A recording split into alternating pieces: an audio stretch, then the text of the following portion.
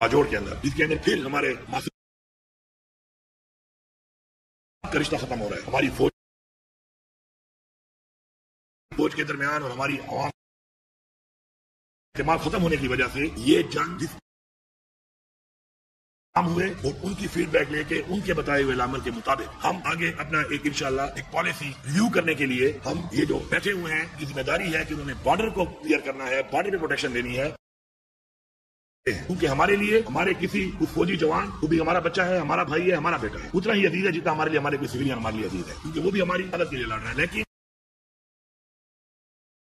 जब होती है तो उसको वो ऑनर और रिवार्ड नहीं किया जा रहा जो उसको मिलना चाहिए, वजह गलत पॉलिसियां। हमारा action in aid of civil power, ये जो चल रहा है सूबे के अंदर, इसके ऊपर भी हमारे तफज़ात हैं। क्या इससे कुछ फवायद हो रहे हैं या इससे नुकसान हो रहा है, एतमाद खत्म हो रहा है या एतमाद बहाल हो रहा है? एक वाज़ेह पैगाम है सबके लिए कि हम अपनी अवाम के साथ खड़े हैं, हम अपनी अवाम के लिए हर हद तक जाएंगे, हम अपनी अवाम के लिए हर हद तक जाएंगे। Action in aid of civil power खत्म होना चाहिए। फौज और इसका डिफरेंसेस हो गए हैं, फौज बॉर्डर्स में रहे, क्या कर रही है?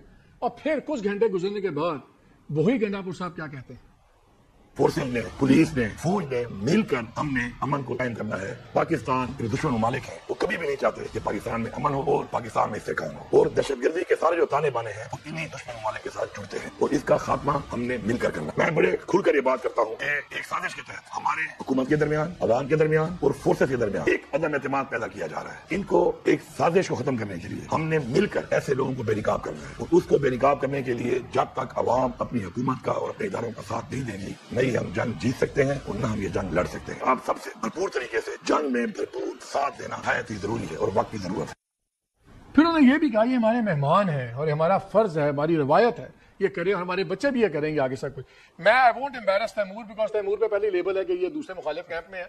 तो मैं जरा आपके पास आता हूँ मुस्तफा साहब, आप अब इस पार्टी के अलाए हैं, सब कुछ कर रहे हैं, ये गंडापुर साहब का मुझे समझा दें कि ये वो रत्ती माशा ये जो सब कुछ चलता है आपको समझ आती है इन तमाम चीजों की? एट वन पॉइंट ही is holding army responsible for everything, next में वो कहते हैं हम ही हैं, हम ही करेंगे, हमारे मेहमान भी हैं, सब कुछ है।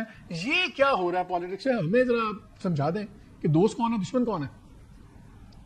मेरे लिए तो ये मुनासिब नहीं है कि मैं कमेंट करूं अली अमीन गंडापुर साहब की जो आपने स्टेटमेंट सुनाई, और ना ही मैं उनका स्पोक्स पर्सन हूं।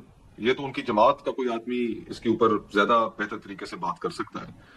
मैं तो एक जनरल कमेंट कर सकता हूं, और वो कमेंट ये है कि हमने पिछले महीने डेढ़ के अंदर बाजोड़ हो, वजीरिस्तान हो, खैबर हो, तिरा हो, मोहम्मद हो, वहां पर हमने लोगों को उमड़ उमड़ के बहुत बड़ी तादाद में बाहर।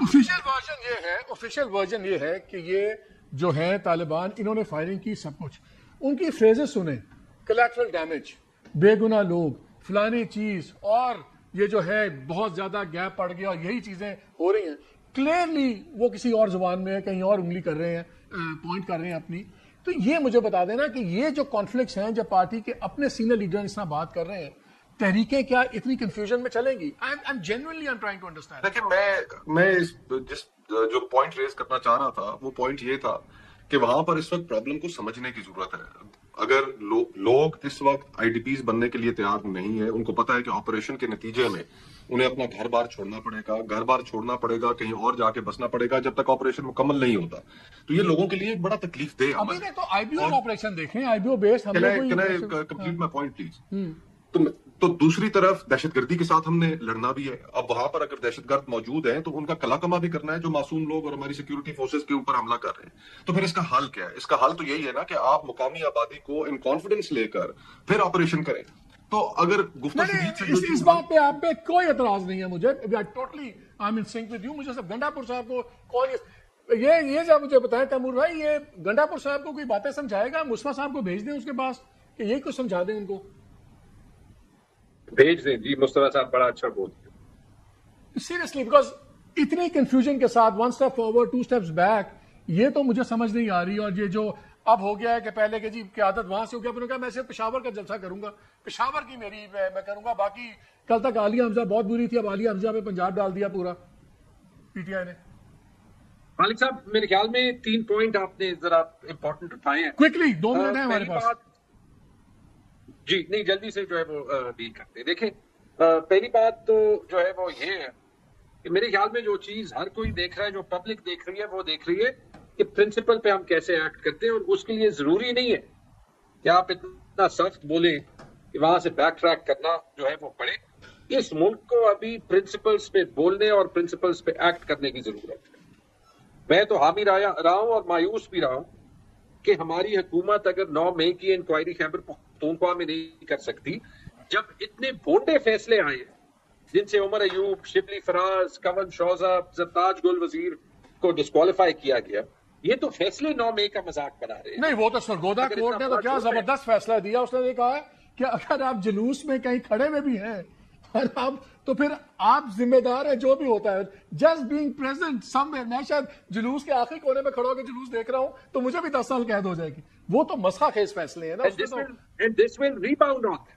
تو ایک تو یہ چیز ہے. دیکھیں اگر 8 فروری کے الیکشن کا ایشو ہے، میں تو کم از کم اس کو اور اس لیے نہیں چھوڑوں گا کیونکہ I can not be electoral politician in a country جہاں پہ مجھے کسی کو 10 کروڑ دینے پڑے یا کسی کا فیور لے کے میں کسی سیٹ پہ بیٹھ جاؤں، پھر obviously مجھے وہی کہنا پڑے گا جو وہ مجھے کہے گا. ٹھیک ہے جی. تو ایک تو یہ بات ہے، یہ فیصلے ہمیں لینے چاہیے. یہ میں جو تحریک آئین پاکستان ہے وہاں پہ بھی یہ میں بات کروں گا کہ جب تک ٹروتھ اینڈ ریکنسیلیشن نہیں ہوتی ہماری یہ پوزیشن یہاں کوئی نہیں سچ بولتا ہے. یہ اتنا بڑا fake truth and reconciliation commission بنے گا پاکستان کی تاریخ میں. یہاں پہ لوگ میموائرز میں جھوٹ بولتے ہیں، میموائرز جو مرنے کے بعد چھپتے ہیں اس میں سچ نہیں لکھتے. تو انہوں نے لیکن 20 سیکنڈز ہے مصطفیٰ ویری کوئکلی. 5 اگست تو چلے انہوں نے کہا کہ اس لیے کہ خان صاحب اریسٹ ہوئے.